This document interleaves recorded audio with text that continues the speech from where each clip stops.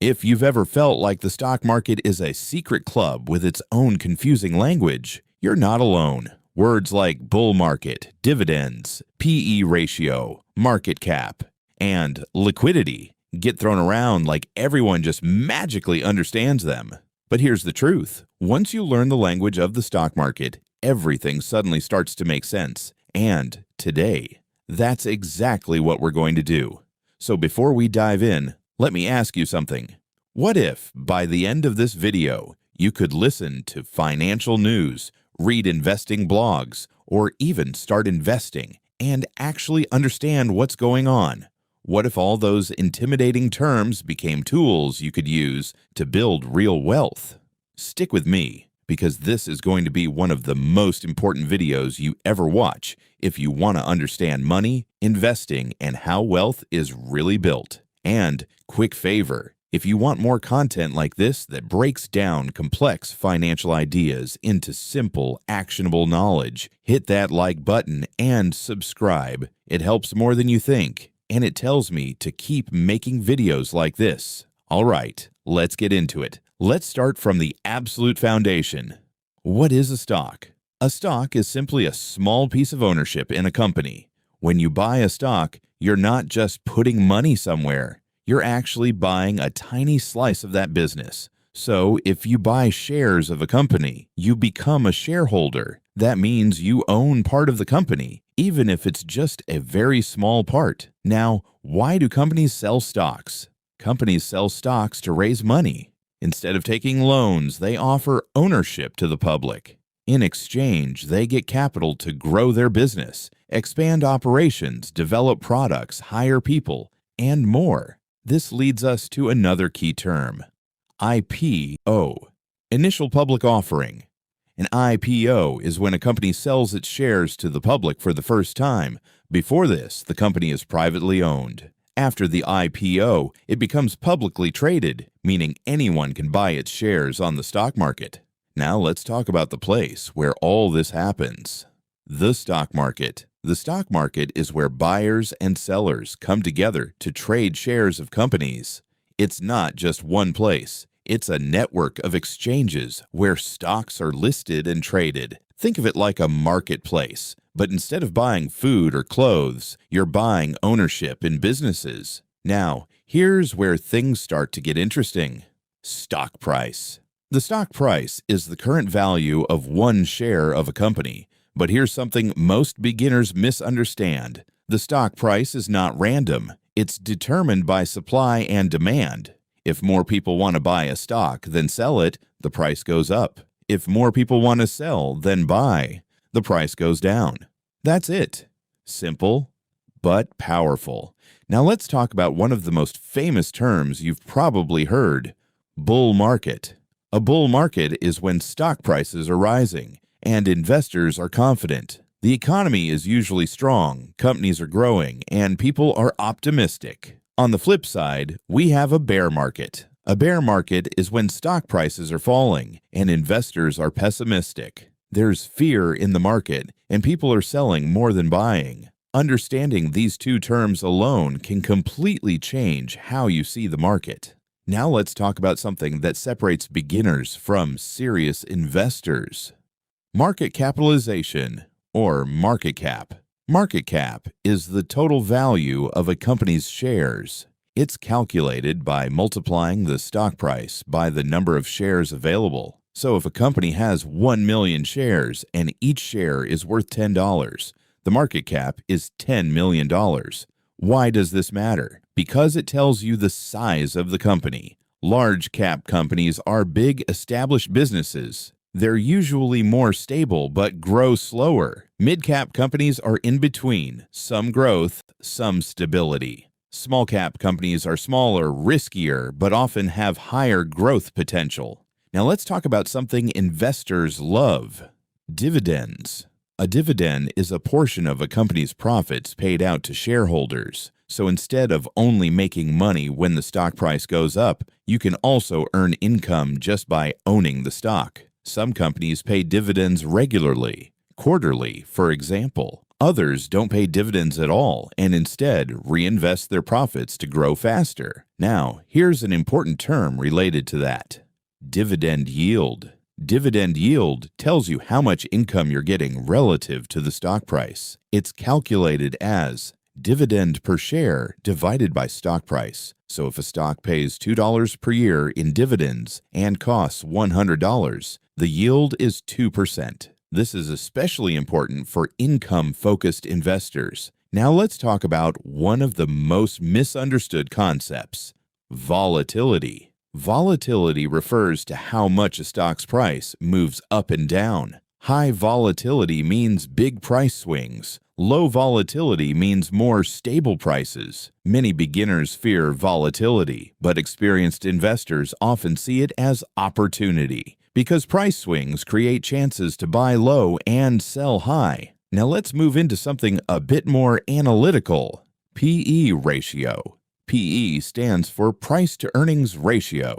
It tells you how much investors are willing to pay for $1 of a company's earnings. So if a company has a P/E ratio of 20, it means investors are willing to pay $20 for every $1 the company earns. A high P/E ratio might mean the stock is overvalued, or it could mean investors expect high growth. A low P/E ratio might mean the stock is undervalued, or it could signal problems. Context is everything. Now let's talk about liquidity. Liquidity refers to how easily you can buy or sell a stock without affecting its price. Highly liquid stocks are easy to trade. Low liquidity stocks can be harder to sell, especially in large amounts. This is crucial because you always want to know you can exit a position when needed.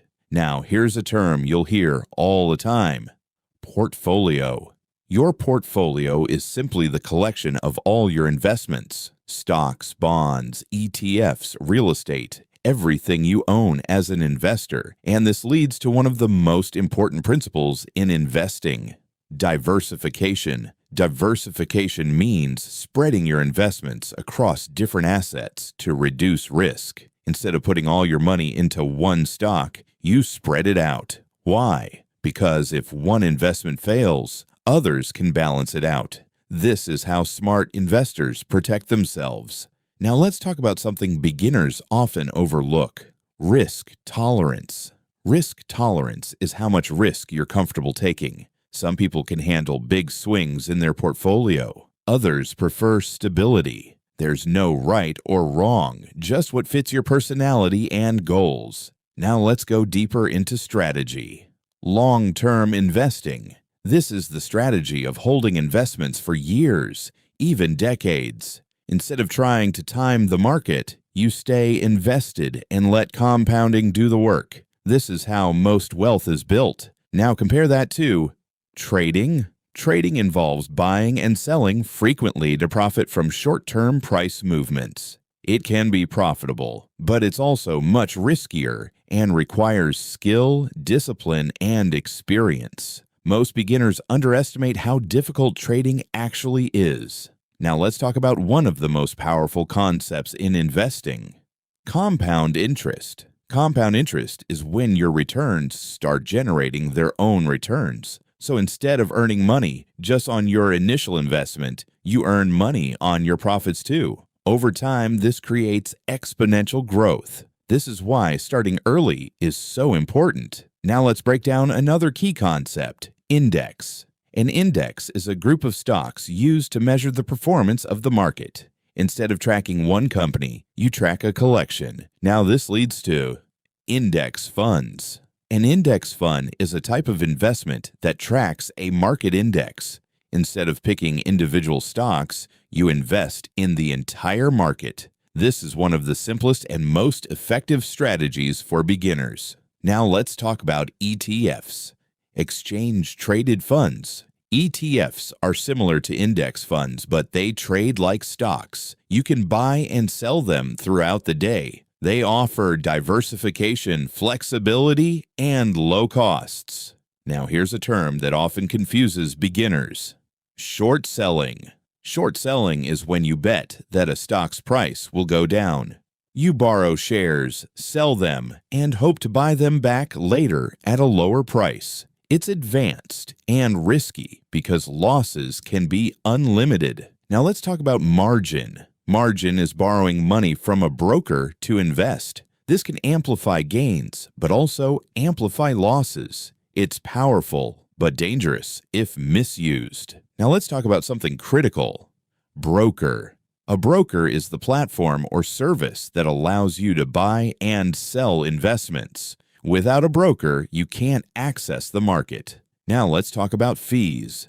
Every transaction can come with costs, commissions, spreads, management fees. Over time, fees can eat into your returns. Smart investors always pay attention to costs. Now here's a term you need to understand deeply. Market order versus limit order. A market order buys or sells immediately at the current price. A limit order sets the price you're willing to buy or sell at. Knowing the difference gives you control. Now let's talk about earnings. Earnings are a company's profits. Companies report earnings regularly, and these reports can move stock prices dramatically. Now let's talk about guidance. Guidance is what companies expect for the future. Sometimes expectations matter more than actual results. Now here's something powerful. Valuation. Valuation is determining whether a stock is fairly priced. Is it cheap, expensive, worth it? This is where real investing skill comes in. Now let's talk about growth versus value. Growth stocks are companies expected to grow rapidly. Value stocks are considered undervalued compared to their fundamentals. Different strategies, but both can work. Now let's talk about dividends versus growth investing. Some investors prefer steady income. Others prefer long-term growth. Again, it depends on your goals. Now here's something that can change your entire mindset. The market is not random. It's driven by human psychology, fear, and greed. Understanding this gives you an edge. Now let's talk about timing. Trying to time the market, buying at the lowest point and selling at the highest, is extremely difficult. Even professionals struggle with it. This is why many investors focus on consistency instead. Now here's a strategy you need to know. Dollar cost averaging. This means investing a fixed amount regularly, regardless of price. It reduces the impact of volatility and removes emotion from investing. Now let's talk about inflation. Inflation reduces the purchasing power of money. If your investments don't grow faster than inflation, you're actually losing value. This is why investing is so important. Now let's talk about recession. A recession is a period of economic decline. Markets often fall during recessions, but they also recover every time. Now here's something powerful. Patience. Most people fail in investing not because they lack intelligence, but because they lack patience. Now let's bring everything together. The stock market is not just numbers and charts. It's a system, a language, a tool. And once you understand the terms, you unlock access to one of the greatest wealth-building machines in history. So here's what I want you to do next. Start small, learn continuously, stay consistent, and most importantly, don't let fear stop you. Because the biggest risk is not losing money. It's never starting at all. If this video helped you understand the stock market even a little better, make sure you like, subscribe, and share it with someone who needs to see this. Because the more people understand money, the more people can actually change their lives. And I'll see you in the next one.